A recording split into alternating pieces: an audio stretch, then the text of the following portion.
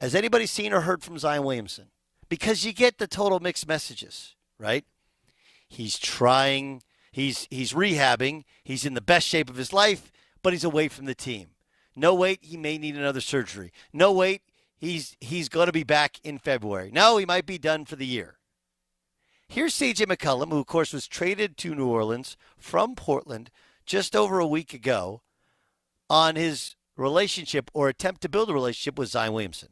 I haven't had conversations with him directly. I've spoken to some people close to him and look forward to sitting down with him sooner than later. But I don't really I know about as much as you do right now, but really? I'm going to get to the bottom. No. This is J.J. Redick, former member of the New Orleans Pelicans, now on ESPN in regards to Zion Williamson. I get that he's hurt and away from the team, but you just traded for one of the 50 best players in the league, a guy that's supposed to be paired with you. Reach out and say hello. This is a pattern of behavior with Zion that we are seeing again and again. And look, I was his teammate. I can describe him as a detached teammate. That is an accurate statement. This is basic level of humanity being a teammate. Send a text to a guy when he gets traded to your team. That is just normal behavior. That's the bar minimum that you have to do. And the Pelicans yesterday sent out an email for season tickets for next year. Guess who wasn't in the email? Whose name was not in the email? Zion's. Like, what the heck is going on in New Orleans?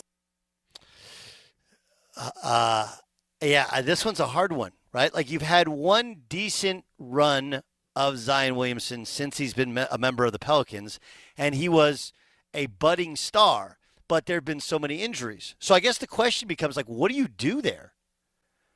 Right? And this is a big thing league-wide. This is huge for the NBA. What happens with Zion Williamson is a massive, massive story for the rest of the NBA. Here's why.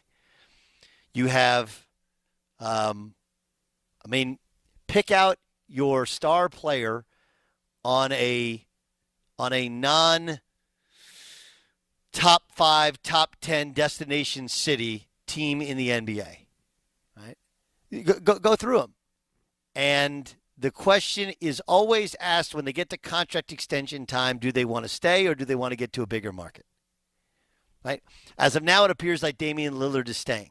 Like, I think Damian Lillard has gone from, guy who needs quality teammates to probably the most overrated player in the history of the NBA. He was in the top 75 team. Are you kidding me? Like, it's kind of laughable. Like, remember, we're talking about the 75 best players to ever play in the NBA. And Damian Lillard is on that team. He has never been better than Steph Curry. That has never happened. Okay? He's never been better than LeBron James ever in a year. He's never been better than Kevin Durant. Heck, I would point out he's statistically and in terms of success, very similar, okay, to Russell Westbrook, right? Russell Westbrook went to the NBA Finals, but on a loaded young team. Outside of when he didn't have that loaded young team, they got to the conference finals. That happened once for him. And when it was his own team, they got beat early in the playoffs. That happened. Very similar. The difference is Russell Westbrook, historically significant stats. Either of them you could probably take off the list, but Russell Westbrook has been an MVP and averaged a triple-double 3 times. Like, the whole thing, he's not better than Jokic. He's not better than Giannis. Not better than James Harden. But he's like the one guy that he receives all these extra adulations because he stays in Portland. Well, if you trade Zion because he doesn't want to be there, and it's not like, let's not kid ourselves, it's not like Zion got there and said, hey, like Anthony Davis, yes, he got traded.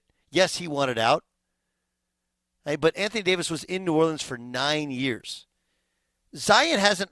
How many games, you want to guess on this one, Buyer, without looking,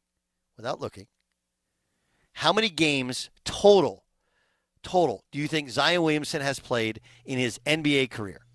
Okay. So it's been what, this is year 3? Is that? Year 3. Yeah, year 3. I would say 150. Okay. Jay Stu, please don't tell me you looked this thing up. I would never do anything like that. Okay. How many over under 150 or where would you go? I will go under 150. Okay. What would be the number that you would hit? You would say Closer to 110, maybe. Okay, Ramos. If we're doing the Price is Right thing, right? Do you do $1?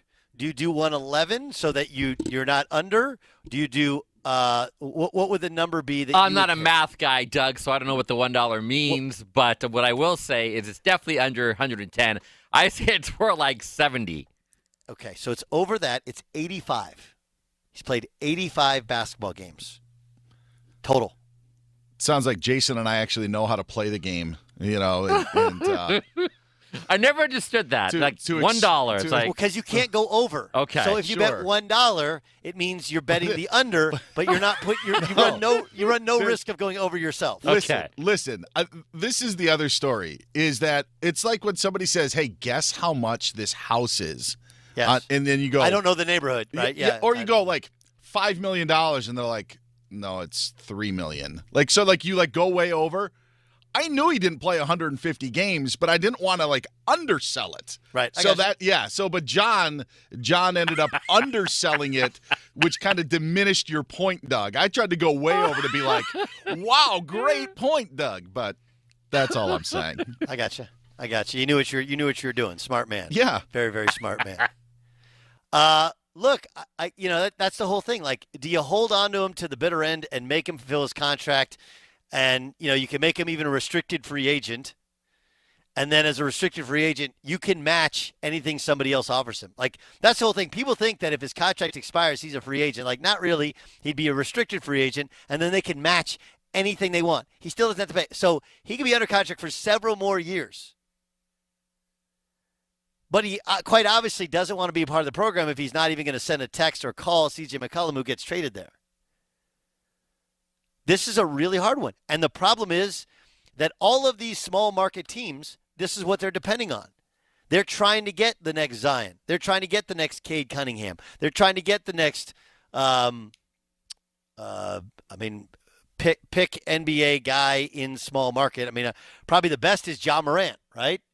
And hope that they don't execute the power play the way that Zion Williamson is trying to execute the power play.